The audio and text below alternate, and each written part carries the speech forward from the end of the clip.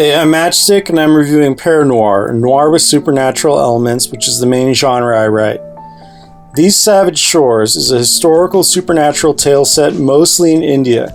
I don't think it's giving away too much to say it concerns relations between European vampires and local monsters on the subcontinent. If you don't know anything about the East India Company, an outfit that basically operated as an imperial arm for Britain at the height of European colonialism in Asia, I suppose this is a decent way to learn some of that history.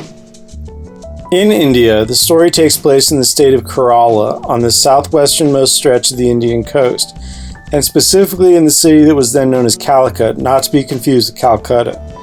Now, Calicut was a major center of the spice trade, which was first largely Arabic and then was expanded on by the Europeans, and was sort of a global trade network before the discovery of the Americas. The state of Kerala is featured in a lot of Indian fiction, so if you enjoy the setting, there's a lot more.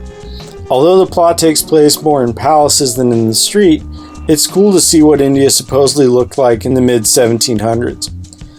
The European parts take place in London, which is less interesting as it's a setting we've all seen before. These Savage Shores is written by Ram V, who presumably shortened his name professionally because it's hard for English speakers to pronounce, and is illustrated by Sumit Kumar. Now, both are apparently from India, although while Mr. V grew up in Mumbai, he currently lives in London, which is a move that almost certainly influenced the storyline. I'll leave the nature of the Indian supernatural aspects undescribed, because if you're not from India, you probably don't know what the creature involved is, and looking it up kind of ruins things. I will say that it's a take on these monsters that seems pretty accurate physically, although the nature of the main character runs contrary to what the creatures are supposed to be. Having this creature face off against vampires and vampire hunters is a stroke of genius, even if vampires themselves are very overused in fiction. This miniseries is pretty short, being just 5 issues long, and so doesn't cover a whole lot of ground, but it's still very cool for what it is.